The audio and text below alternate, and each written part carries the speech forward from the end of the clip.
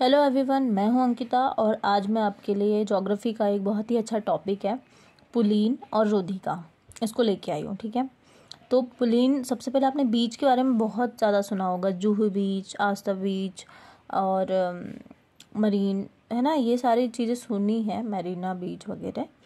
तो देखते हैं क्या है ये। देखिए, पुलीन यानी बीच का मतलब क्या होता है। बेसिकली सागरीय जल द्वारा जो भी निक्षेप यानी जो भी सेडिमेंट्स या जो भी कंकड़, पत्थर, सैंड जो भी तट पर लाया जाता है वो जमा होते जाता है। जब वो धीरे धीरे तट पे जमा होते जाता है तो वो एक रूप ले लेता है। ठीक है, बीच बन जाता है, मतलब पुलीन बन जाता है। यानी वो निक्षेप जमा होने को ही बोला जा रहा है कि वही क्या है, पुलीन या बीच है। ठीक है, ये सागरीय जल है, ये यहाँ पे क्या लेके आ रहा है, कुछ कंकड़, पत्थर ऐसे ऐसे जमा करते जा रहा है। ये जो एरिया मैंने बनाया है ये समझ लीजिए कि यहीं पे उसने रेत, मिट्टी, पत्थर कुछ इस प्रकार से जमा कर लिया है।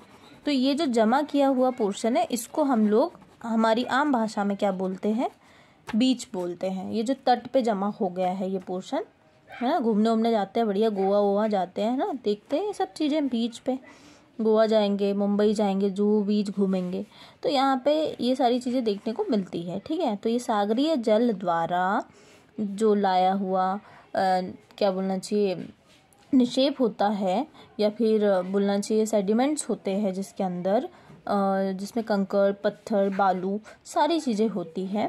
वो सारी चीज़ें जब एक तट पे जमा हो जाती है तो उसे हम पुलीन या बीच कहते हैं। ठीक है, क्लियर है इतना।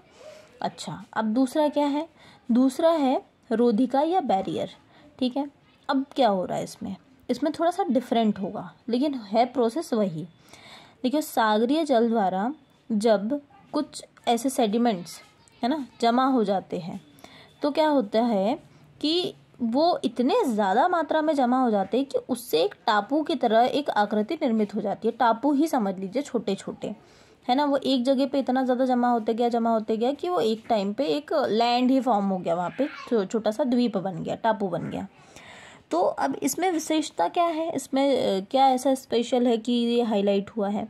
इसमें विशेषता बेटा ये है कि ये तट के समानांतर होगा, यानी पैरेलल होगा। ठीक है, इसके, तो इसी वजह से इसको बोला गया है रोधिका। ठीक है, बैरियर जिसको हम बोलते हैं। ये भी किसके कारण हो रहा है, ये भी सागरीय जल द्वारा हो रहा है। ठीक है, तो हम कह सकते हैं कि जो पुलीन है, बीच है ना, और जो रोधिका है, ये सभी का कारण क्या है, सागरीय जल ही है, जिसमें सागरीय जल द्वारा ही जो निक्षेप है उसको जमा किया जा रहा है।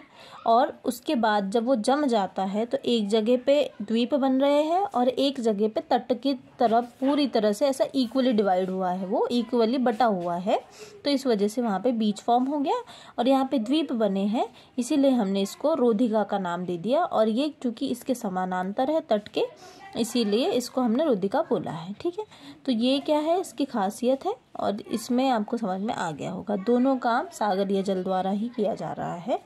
बस यही था इसमें। बाकी अगर आपको समझ में आता है तो बहुत अच्छी बात है, एक लाइक ज़रूर कर दीजिएगा। बाकी थैंक यू।